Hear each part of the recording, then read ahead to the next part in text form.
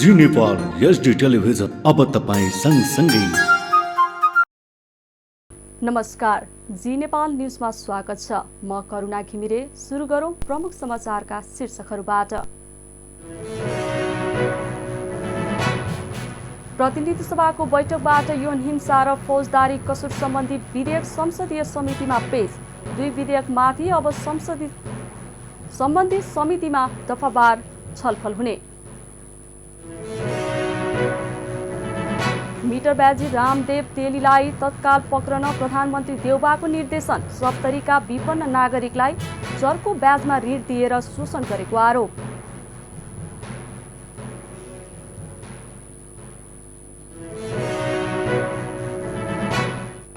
वर्तमान अवस्थामा वाम गठबन्धन हुने सम्भावना नरहेको एमाले अध्यक्ष ओलीको भनाई। लोकप्रिय मतका आधारमा एमाले नै पहिलो पार्टी भएको दाबी।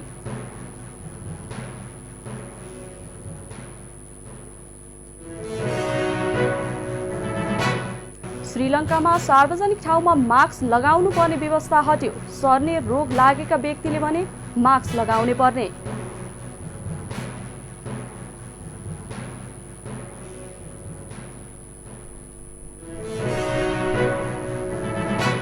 र T20 क्रिकेटमा दक्षिण अफ्रिकासँग भारत 7 विकेटले पराजित।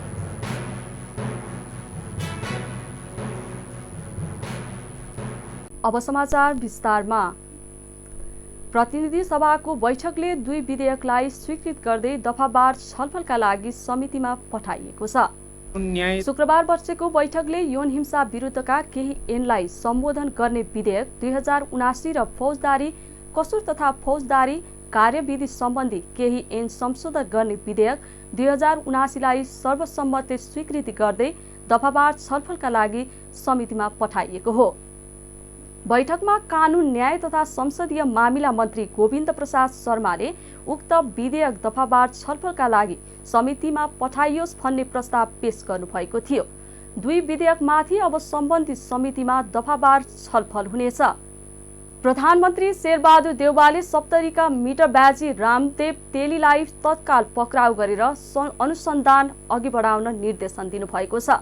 प्रधानमन्त्री देउवाले गृहमन्त्री बालकृष्ण खाँडलाई यस्तो निर्देशन दिनुभएको प्रधानमन्त्रीका प्रेस संयोजक गोविन्द परियारले जानकारी दिनुभयो। तेलीले सप्तरीका विपन्न नागरिकलाई चर्को ब्याजमा ऋण दिएर शोषण गरेको समाचार सार्वजनिक भएको थियो। त्यसपछि प्रतिनिधि सभा बैठकमा नै सांसदहरूले मिटरबाजीलाई पक्राउ गरेर कारबाही गर्न सरकारसँग माग गरेको थियो। शहरी विकास मन्त्री रामकुमारी झाँक्रीले काठमाडौँको फोहोर व्यवस्थापनका लागि सरकारले स्थायी रूपमा नै समाधान खोज्न चाहेको बताउनु भएको छ। फोहोर व्यवस्थापनका विषयमा शुक्रबार शहरी विकास मन्त्री रामकुमारी झाँक्रीले काठमाडौँको फोहोर व्यवस्थापनका लागि सरकारले स्थायी रूपमा नै समाधान खोज्न चाहेको बताउनु भएको छ। फोहोर व्यवस्थापनका विषयमा शुक्रबार शहरी विकास मन्त्रालयमा स्थानीय लगायत सरकारवाला निकायसँग भएको छलफलका क्रममा मन्त्री झाँक्रीले सिस्टोलवासीसँग यसअघि भएका प्रतिबद्धता पूरा नभएको प्रति माफी माग्दै स्थायी रूपमा नै फोहोर व्यवस्थापन गर्न बजेटमा कमी हुन नदिने समेत बताउनुभयो। उहाँले सिस्टोलवासीलाई प्राथमिकतामा राखेर नै आगामी कार्ययोजना अघि बढाउने दावी गर्नुभयो। सिस्टोलमा फोहोर व्यवस्थापन गर्दा देखिएका समस्याको समाधानका लागि काम सुरु गरिसकेको उहाँले बताउनुभयो। मन्त्री झाँक्रीले यसअघि तत्कालको समस्या समाधान गर्न गरिएको सम्झौता कार्यान्वयन नभएका कारण नै समस्या देखिएको भन्दै अब यस्तो प्रविधि नदोहोरिने धारणा राख्नुभयो। सिस्टोलमा गरेको गल्ती अब बन्चरे डाँडामा नदोहोरिने उनको भनाइ छ। यस्तै सडक निर्माण कार्यलाई पनि तीव्रता दिने उहाँले जानकारी दिनुभयो। सबै मन्त्रालयको सचिवहरू आउने गरी नै यो बनाएको छ। त्यसैले यसमा धेरै ठुलो कुरा त छैन। अब अहिले मानेज्यूले खास गरी माने गौन थापाज्यूले भनेको कुरा चाहिँ यो EIA को लागि हामीले र नास्टलाई छुट्टै अहिले सिस्टोलको तत्कालको फोहोरलाई त्यो गन्धलाई मिनिमाइज गर्न के गर्न सकिन्छ अध्ययन गर्नको लागि हामीले अनुरोध गरेका थियौँ। त्यही कुराको टेकओभर हो महानगरपालिकाले गरेको। उहाँहरूले 7 दिन 10 दिनको टाइमलाइन दिएर गर्नुभएको छ। खास गरी खर्च पर्चको बेहोर्ने काम पनि आइहाल्छ, फेरि वित्तीय उत्तरदायित्व पनि आइहाल्छ। त्यही कारणले महानगरपालिकाले त्यो काम गर्यो र त्यसको रिपोर्ट दिएको आधारमा मालसामान खरिद गर्न पर्यो, त्यसपछि त्यसलाई हाल्न पर्यो। उहाँहरूले हिजो गरेको सम्झौता 1 महिना भन्नुभएको छ। छलफलका क्रममा कांग्रेस महामन्त्री गगन थापाले यसै वर्षको बजेटमा जग्गा अधिग्रहणका लागि बजेट छुट्याउनु पर्ने बताउनुभयो। उहाँले स्थानीयवासीसँग भएको सम्झौता कार्यान्वयन नहुँदा विश्वासको संकट पैदा भएकाले अब दीर्घकालीन रूपमा नै समस्याको समाधान गर्नुपर्ने उल्लेख गर्नुभयो। यस्तै कांग्रेस नेता प्रकाश शरण महतोले काठमाडौँको फोहोर व्यवस्थापन महानगर सरकारका विभिन्न मन्त्रालय लगायतको सहकार्यमा हुनुपर्ने बताउनुभयो। उहाँले फोहोर व्यवस्थापन गर्न सरकारले समिति बनाए पनि क्रियाशील हुन नसकेको तर्क गर्नुभयो।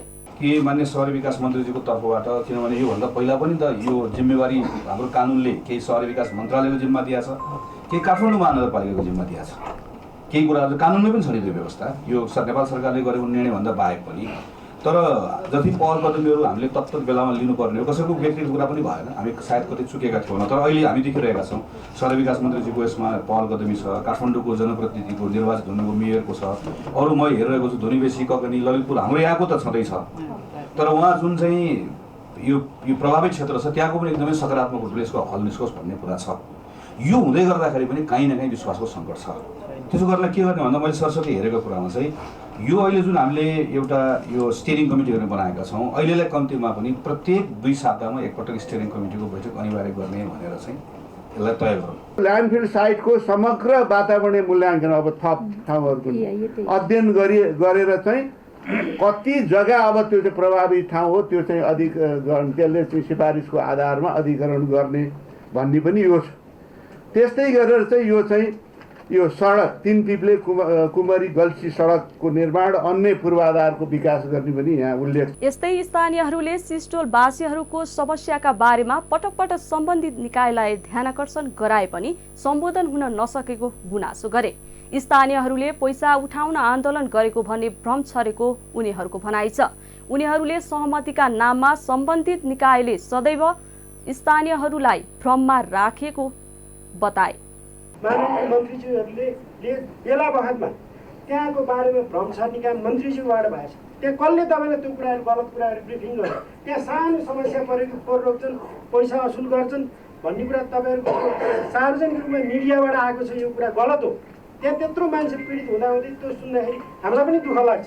त्यो कुरा अन्यथा त्यस्तो कुराहरू भ्रम फैलाउने काम माननीय मन्त्रीज्यूको कारण पनि भएको छ। र अर्को कुरा त्यहाँ के छ भने अस्ति के अरे नयाँ जनप्रतिनिधि आइसकेपछि अहिले जनप्रतिनिधिको रूपमा हिजो आज यहाँ शहरी विकास मन्त्रालयमा तपाईँले वार्ता बोलाउनु भएको छ। हिजो राति 12 बजे किन त्यहाँ सहमति पत्रमा हस्ताक्षर गरियो?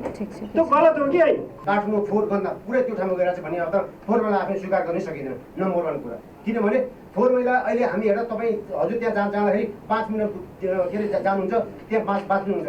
त्यो एयर क्वालिटी छ, त्यहाँ एयर क्वालिटी छ, त्यहाँको ग्राउन्ड क्वालिटी छ, त्यहाँको पानी सब क्वालिटी छ। हजुर लाग्छ पानीले चिसै हुने, पानी भिज्छ, त्यति मात्र काम देखिन्छ।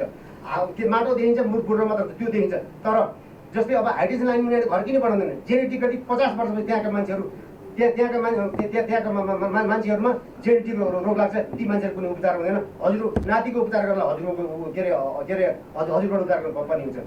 हाल बन्सरी डाँडा क्षेत्रको वातावरणीय प्रभाव मूल्याङ्कनको अध्ययन भइरहेकाले प्रतिवेदन आएपछि सो क्षेत्रको आवश्यक जग्गा अधिग्रहण गर्ने मन्त्रालयको तयारी छ। यसअघि शुक्रबार राति आन्दोलनरत स्थानीय जनप्रतिनिधि र काठमाडौँ महानगरबीच सिस्टोल बन्सरी डाँडा कुडुले ल्यान्डफिल साइटमा फोहोर व्यवस्थापनको समस्या समाधान गर्न 18 बुँदे सहमति जुटेको थियो।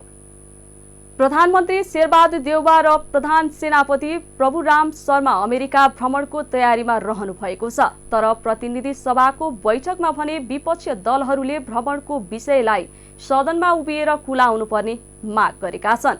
जेठ 26 र 27 गतेको प्रतिनिधि सभाको बैठकमा माओवादी केन्द्रका सांसद देव गुरुङ र नेकपा एमालेका सांसद सूर्यप्रसाद पाठकले माग गरेका हुन्। टिभी जर्नलिस्ट सुस्मिता बानियाको एक रिपोर्ट। सत्ता साझेदार दल नेकपा माओवादी केन्द्रले प्रधानमन्त्री र प्रधान सेनापतिको आसन्न अमेरिका भ्रमणबारे जानकारी माग गरेको छ। माओवादी केन्द्रका प्रमुख सहसचिव देव गुरुङले संसदमा जारी बजेटमाथिको छलफलका क्रममा सेनापति प्रभुराम शर्मा र प्रधानमन्त्री शेरबहादुर देउवाको अमेरिका भ्रमणबारे प्रश्न उठाएका हुन्। प्रधानमन्त्री शेरबहादुर देउवासँगै प्रधान सेनापति प्रभुराम शर्मा यति बेला अमेरिका भ्रमणको तयारीमा रहेका छन्। जेठ 26 गतेको प्रतिनिधि सभा बैठकमा माओवादी केन्द्रका प्रमुख सचेतक देव गुरुङले राष्ट्रिय सुरक्षा संवेदनशीलतालाई ध्यानमा राखेर प्रधानमन्त्री र प्रधान सेनापतिको अमेरिका भ्रमण स्थगित गर्न माग गरेका थिए। अहिले अत्यन्तै संवेदनशील अवस्था रहेको बताउँदै गुरुङले अहिलेको परराष्ट्र नीति सैन्य नीतिमा गइरहेको समेत टिप्पणी गरेका थिए। अमेरिकाले पछिल्लो समय क्वाड लगायतका फोरमहरू बनाएर सैन्य नीतिमा जोड दिएको भन्दै गुरुङले नेपालले शान्तिपूर्ण नीतिलाई ध्यानमा राखेर रक्षा र सैन्यको कूटनीतिक सञ्चालन गर्नुपर्ने धारणा पनि राखेका छन्। तर पनि रक्षा मन्त्री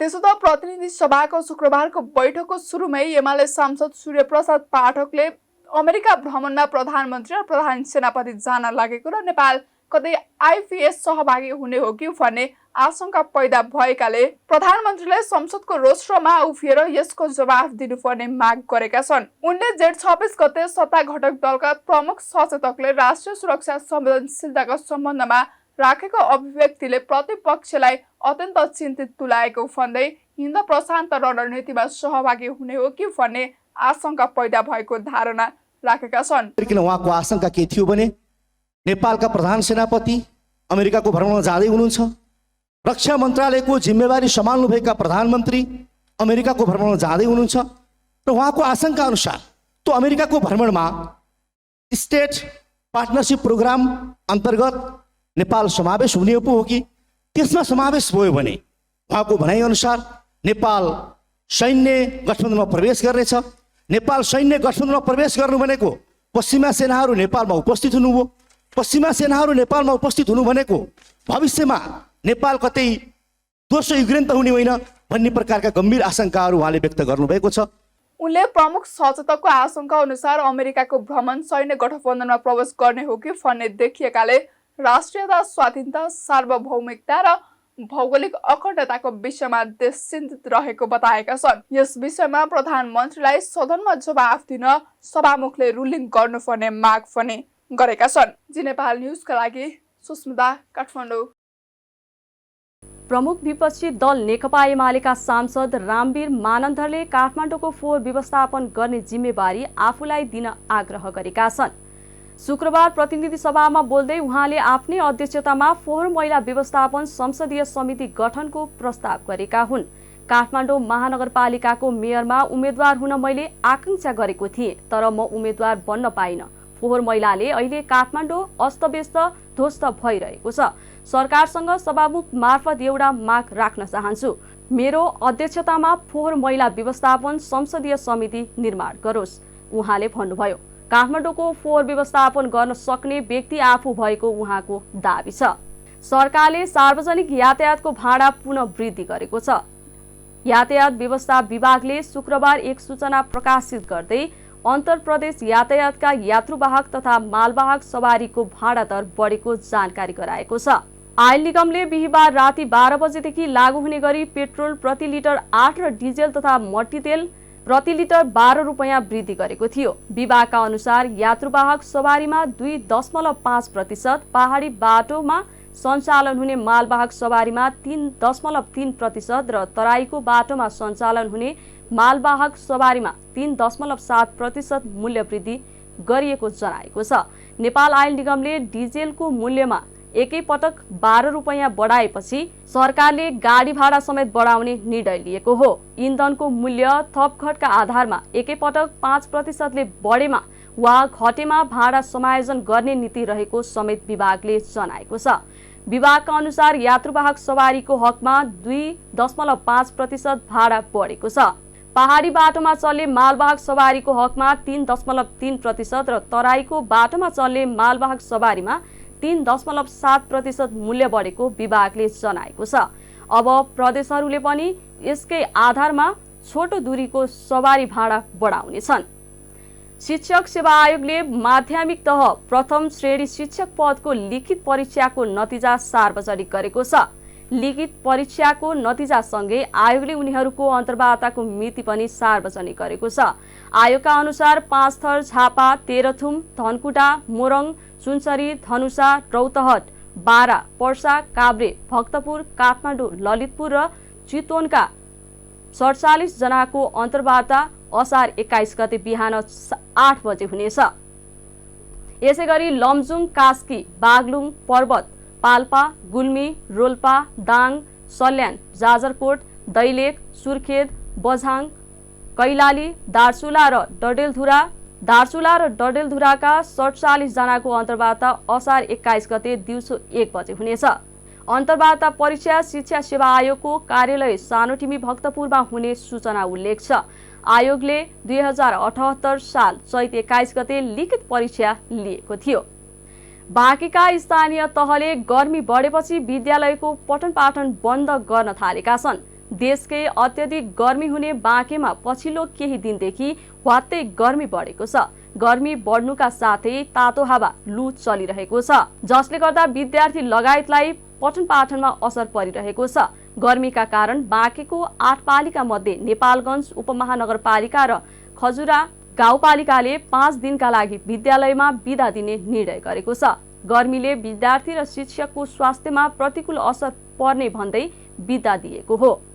शुक्रबारदेखि जेठ 31 गतेसम्म 5 दिनका लागि विद्यालय बन्द गरिएको छ। केही दिन यता बढेको अत्यन्तै गर्मीका कारण विद्यालयको पठन पाठनमा पर्न गएको प्रभावलाई ध्यान दिएर जेठ 27 गतेदेखि 31 गतेसम्म 5 दिनका लागि सबै विद्यालयहरू पठन पाठन बन्द गर्न सूचना जारी गरेको नेपालगञ्ज उपमहानगरपालिका शिक्षा युवा तथा खेलकुद महाशाखा उपसचिव गोरखबहादुर थापाले जानकारी दिए। नेकपा एमालेका अध्यक्ष केपी शर्मा ओलीले वर्तमान अवस्थामा वाम गठबन्धन हुने सम्भावना नरहेको स्पष्ट पार्नु भएको छ। शुक्रबार विराटनगर विमानस्थलमा सञ्चारकर्मीसँग कुरा गर्दै अध्यक्ष ओलीले आगामी निर्वाचनका लागि एमाले एक्लैले तयारी गरिरहेको भन्दै वाम गठबन्धन हुने सम्भावना नरहेको स्पष्ट पार्नु भएको हो। उहाँले सरकारमा रहेका दलहरू वामपन्थी नरहेको टिप्पणी गर्नुभयो। ओलीले स्थानीय निर्वाचनमा सिटका हिसाबले एमाले दोस्रो दल भए पनि लोकप्रिय मतका आधारमा एमाले नै पहिलो पार्टी भएको दावी गर्नुभयो। कुनै सिद्धान्त विचार बिना नै 6 दलले एमालेलाई हराउन नै गठबन्धन गरेको उहाँले बताउनुभयो। यस्तै उहाँले अहिलेको सरकारले संविधानलाई तोड मरोड गरेको आरोप लगाउनुभयो। जो शेरबहादुर देउवाजीले विघटन गर्नुभयो, चुनाव गराउनु भएन, दरबारमा बुझाउनु भयो, प्रतिगमन त्यसलाई भन्छ क्या। प्रतिनिधि सभाको नयाँ निर्वाचनको मिति तोक्नु र निर्वाचन गराउनु अनि नयाँ संसद बन्नु भनेको प्रतिगमन हुँदैन। अब के चुनाव हुनेवाला छ, प्रतिगमन हुन्छ त? स्थानीय तहको परिणाममा हामी सिट सङ्ख्याको हिसाबले दोस्रो भयौँ। 6 दल एन्ड मोर मिले, कुनै राजनीति सिद्धान्त विचार केही पनि भएन। एउटै मात्रै उद्देश्य रह्यो, यो देशभक्त पार्टी, लोकतान्त्रिक पार्टी, विकासमुखी पार्टी, देशमा भ्रष्टाचारको विरोध गर्ने पार्टीलाई जसरी भए पनि हराउनुपर्छ भन्ने एकमात्र उद्देश्य रह्यो। ओलीले आगामी निर्वाचनमा एमाले अत्याधिक बहुमतका आधारमा विजयी हुने दावी गर्नुभयो। लोसपाकी सांसद चन्दा चौधरीले स्थानीय चुनावका बेला आफूमाथि भएको आक्रमण गर्नेमाथिको कारबाहीको प्रक्रियाका बारेमा सरकारसँग जानकारी माग गर्नुभएको छ। प्रतिनिधि सभाको शुक्रबारको बैठकमा सांसद चौधरीले आफ्नै घरमा गठबन्धनका कार्यकर्ताले आफ्नो हत्या प्रयास गरेको र 80 वर्षकी आमामाथि दुर्व्यवहार गरेको भन्दै आक्रमण गर्नेमाथिको कारबाहीको प्रक्रियाका बारेमा गृहमन्त्रीसँग जानकारी माग गर्नुभएको हो। यस्तै 27 वर्षदेखि आफ्नो घरमा आक्रमण भएको र आफ्नो दाइलाई कांग्रेसमा रहेका बेला बेपत्ता पारिएको उहाँले बताउनुभयो। उहाँले आफ्नो परिवारमाथि आक्रमण गर्ने कानुन सम्मत दोषीलाई कारबाही गरी आफूलाई न्याय दिन माग गर्नुभयो। मेरो दाइलाई 54 सालमा कहाँ तिनी व्यक्तिहरू बेपत्ता गर्यो, न हामीलाई लासको पत्ता लाग्यो न केही लाग्यो र अहिलेसम्म हामी त्यतिकै छ। र त्यही कुरा फेरि म माथि दोहोऱ्यायो। मलाई यति छ सम्मानीय सभामुख महोदय कि केही पनि होइन, कानुन सम्मत दोषीलाई चाहिँ कारबाही हुनुपर्छ। कानुन सम्मत जे छ त्यो न्याय मलाई चाहियो। म माथि आज भएको छ, भोलि अरू माथि हुन सक्छ। यस्ता दोषीहरू न बलियो होस् भने चाहिँ म माग गर्न चाहन्छु। र 27 गतेको दिन जुन घटना, जुन दृश्य देखे त्यो अझै पनि मेरो दिमागबाट गइरहेको छैन। जुन दुर्व्यवहार, गाली गलौज र हात हतियार निकाल, त्यति बेला म 40 मिनट आफ्नै जन्म धरती, आफ्नै घरको अगाडि 40 मिनटसम्म एउटा घरमा बन्द भएर मलाई सुरक्षा दियो। त्यहाँ मटिहानी चौकीका सहीहरू सबैजना आएर मेरो पिएसओ र 40 मिनट पछि एपीएफका एसपी साहेब आएर मलाई जलेश्वरबाट रेस्क्यु गरेको अवस्था छ। उहाँले आफूमाथि भएको आक्रमणको प्रयासपछि 40 मिनेटपछि उद्धार गरिएको समेत बताउनुभयो। चुनावमा सांसदमाथि भएको यस्तो घटना अन्य कहीँ पनि नभएको उहाँको भनाइ छ। जिल्ला विपद व्यवस्थापन समिति बाँकेले यस वर्ष बाँकेमा मनसुनबाट 10,000 घर परिवार प्रभावित हुन सक्ने आकलन गरेको छ। जिल्ला विपद व्यवस्थापन समिति बाँकेको मनसुन पूर्व तयारी बैठकमा यस्तो बताइएको हो। यस वर्ष मनसुनबाट बाँकेका 10,000 र सबै विपदबाट 25,000 प्रभावित हुन सक्ने आकलन गर्दै जिल्लाको विपद पूर्व तयारी तथा प्रतिकार्य योजना 2079 र मनसुन पूर्व तयारी तथा प्रतिकार्य योजना लागू गरिएको छ। बाँकेका 8वटै पालिकाका प्रमुख र उपप्रमुख सम्मिलित उक्त बैठकमा समितिका अध्यक्ष एवं बाँकेका प्रमुख जिल्ला अधिकारी सूर्यबहादुर खत्रीले यस वर्षको मनसुनमा विगतमा भन्दा बढी वर्षा हुने आकलन अनुसार सबै सुरक्षा निकाय विषयगत समितिलाई तयारी अवस्थामा राखेको जानकारी दिनुभयो। जिल्ला समन्वय समिति बाँकेको प्रमुखमा नेपाली कांग्रेसका ज्ञानेन्द्र कुमार चौधरी निर्वाचित भएका छन्। शुक्रबार सम्पन्न भएको मतदानमा कुल खसेको 16 मतमध्ये 13 मत प्राप्त गरी चौधरी प्रमुखमा निर्वाचित भएका छन्। उनका निकटतम प्रतिद्वन्दी जनता समाजवादी पार्टी जसपाका उमेश कुमार कुर्मीले 3 मत प्राप्त गरे। उपप्रमुख पदमा भने नेपाली कांग्रेसकी नेत्री सीता कार्कीले एकल उम्मेदवारी परेकाले यसअघि नै निर्वाचित भइसकेकी थिइन्। यस्तै समन्वय समितिको सदस्य महिला पदमा नेकपा माओवादी केन्द्रकी समेली थरुनी र रेवती दमाई पनि 13 मत प्राप्त गर्दै निर्वाचित भएका छन्। नेपालगञ्जमा नेपाल भारत खुला सीमा संवाद समूहका केन्द्रीय संयोजक राजीव झाको प्रमुख अतिथिमा कार्यक्रम सञ्चालन भएको थियो। नेपालगञ्जमा नेपाल भारत खुला सीमा संवाद समूहको बाँकेले नेपालगञ्ज रुपैडिया जनसम्बन्ध विषयक अन्तर्क्रिया कार्यक्रम आयोजना गरेका थिए। नेपालगञ्ज र रुपैडियाका जनताले भोगेका समस्या बारेमा छलफल गर्न कार्यक्रमको आयोजना गरिएको हो। अन्तर्क्रियामा दुवै देशका पत्रकार, समाजवादी नेतागणहरू तथा जनप्रतिनिधिको उपस्थिति रहेको थियो। अन्तर्क्रिया कार्यक्रममा नेपाल जडीबुटी व्यवसायी संघ बाँकेका प्रतिनिधिले भने नेपाल भारत सीमा नाकामा रिक्साको आवत जावतमा रोक लगाएका कारण जनमानसले शास्ति भोग्नु परेको, नेपालगञ्जका होटल व्यवसायीले सुरक्षाको मापदण्ड प्रयोग नगरेको, खुला सिमानाका कारण अवैध चोरी पैठारी भइरहेको, भारतमा नेपाली गाडीहरूले सहज पास पाउन नसकेको जस्ता समस्या रहेको बताए। यस्तै कार्यक्रममा बोल्दै नेपालगञ्ज उपमहानगरपालिकाका उपप्रमुख कमरुद्दिन राईले दुवै राष्ट्रको सुरक्षालाई ध्यानमा राखेर देखिएका समस्याको हल गर्नुपर्ने बताउनुभयो। उहाँले सीमा भीडभाड कम गर्न रिक्साको आवत जावतमा रोक लगाइएको बताउनुभयो। जाजरकोटको जुनीचाँदे गाउँपालिका 5 मा जीव दुर्घटना हुँदा 3 जनाको ज्यान गएको छ। 4 जना गम्भीर घाइते भएका छन् भने 4 जनाको अवस्था सामान्य रहेको जाजरकोटका प्रमुख जिल्ला अधिकारी रामबहादुर साईले जानकारी दिनुभयो। सुर्खेतबाट जाजरकोटका लागि छुटेको K02-001-0341 नम्बरको जीप दुर्घटना भएको हो। दुर्घटनामा गम्भीर घाइते भएकाहरूको उद्धारका लागि हेलिकप्टर पठाइएको पनि उहाँले बताउनुभयो। गृहमन्त्री बालकृष्ण खाँडले हेलिकप्टर मार्फत घाइतेको उद्धार गर्न निर्देशन दिनुभएको थियो। पेट्रोलियम पदार्थ लगायत दैनिक उपभोग वस्तुको मूल्य वृद्धिको अवरोध गर्दै नेकपा एमाले निकट अनेरासोबी रूपन्देहीले जिल्लाका विभिन्न ठाउँमा चक्काजाम गरेको छ। अनेरासोबी रूपन्देहीको योजनामा बुटोल, मिलनचोक, भैरहवा, सैना मैना, देवदह लगायतका स्थानमा विरोध गरेका हुन्।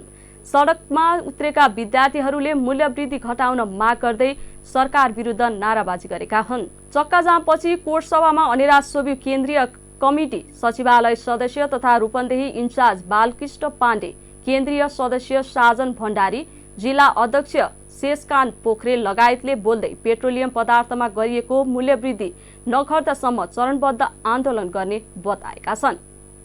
नेपालमा थप 17 जनामा कोरोना संक्रमण पुष्टि भएको छ।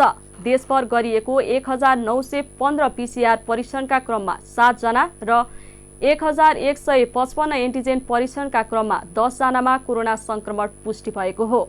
कोरोनाका कारण शुक्रबार पनि कसैको मृत्यु नभएको स्वास्थ्य मन्त्रालयले जनाएको छ। यस्तै थप 10 संक्रमित निको हुँदा हालसम्म नेपालमा 1,67,181 जना निको भएका छन्। हाल नेपालमा 109 सक्रिय संक्रमित आइसोलेसनमा रहेको मन्त्रालयले जनाएको छ। अब अर्थ समाचार। शेयर बजार आज शुक्रबार पनि दोहोरो अङ्कले घटेको छ। हिजो बिहिबार 17 अङ्कले घटेको शेयर बजार प्रतिसूचक नेप्से आज 14.64 अङ्कले घट्दै 2048.16 बिन्दुमा झरेको छ। सबै समूहको शेयर घटेकोमा उत्पादन, बीमा, विकास बैंक, होटल र विकास बैंकको शेयर बजार उच्च अङ्कले घटेको छ। आज कारोबार रकम पनि घटेको छ। 229 कम्पनीको 30,45,000 किता शेयर 89 करोड 41 लाख रुपैयाँ बराबरको शेयर कारोबार भएको छ। सामुदायिक लघुवित्त र युनिलिभर नेपालको शेयर सबैभन्दा धेरै 5% भन्दा धेरैले घटेको छ। समग्रमा बजार घटे पनि उपकार लघुवित्त र ग्रीन भेन्चर्स लिमिटेडको शेयर भने 10%ले बढेको छ। अब अन्तर्राष्ट्रिय समाचार। श्रीलङ्कामा मास्क लगाउनै पर्ने निर्णय खारेज गरिएको छ। श्रीलङ्कामा स्वास्थ्य मन्त्री केहेलिया रामबुक्वेलाले सार्वजनिक ठाउँमा मास्क लगाउनै पर्ने निर्णय आज शुक्रबारदेखि निष्क्रिय भएको छ। कोरोना भाइरसको महामारीका कारण महामारी थप फैलिन नदिन सरकारले सार्वजनिक ठाउँमा मास्क लगाउनै पर्ने व्यवस्था गरेको थियो।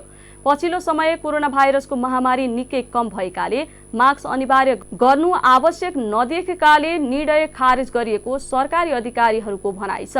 स्वास्थ्य मन्त्री राम बुक्वेलाका अनुसार श्वास प्रश्वास सम्बन्धी वा सर्ने रोग लागेका व्यक्तिले भने मास्क लगाउनै पर्ने नियम कायमै रहेको छ। मास्क लगाउनु सामान्यतया स्वास्थ्यका लागि फाइदाजनक नै भए पनि कतिपयले गाह्रो मान्ने भएकाले लगाउनु अनिवार्य नगरिएको उहाँको भनाइ छ। अब खेल समाचार। भारतसँगको T20 क्रिकेटमा दक्षिण अफ्रिका विजय भएको छ। दिल्लीमा गैराती पाहुना टोली दक्षिण अफ्रिकाले भारतलाई 7 विकेटले हराएको हो। भारतले दिएको 212 रनको लक्ष्य दक्षिण अफ्रिकाले 19 ओभर 1 बलमा 3 विकेट गुमाएर भेट्टायो।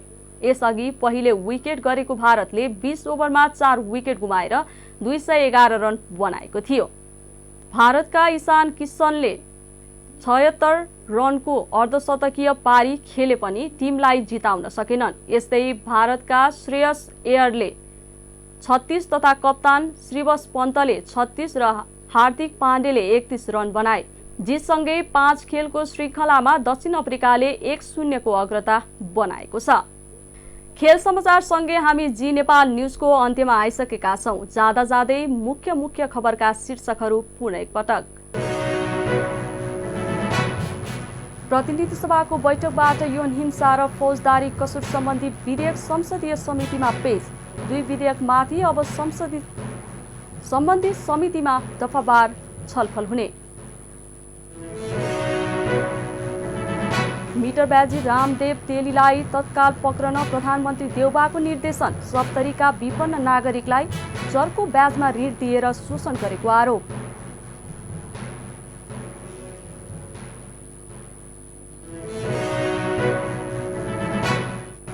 वर्तमान अवस्थामा वाम गठबन्धन हुने सम्भावना नरहेको एमाले अध्यक्ष ओलीको भनाई। लोकप्रिय मतका आधारमा एमाले नै पहिलो पार्टी भएको दाबी।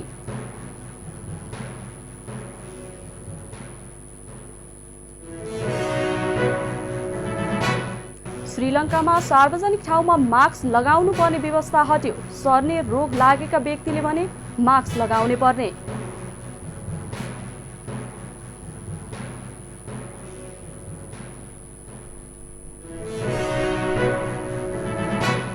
र टी20 क्रिकेटमा दक्षिण अफ्रिकासँग भारत 7 विकेटले पराजित।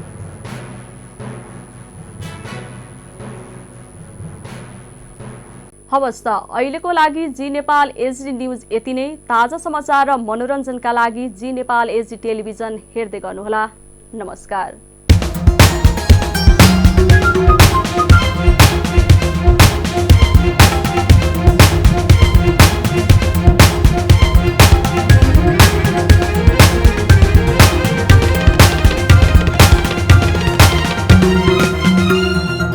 जी नेपाल एचडी टेलिभिजन अब तपाईँ सँगसँगै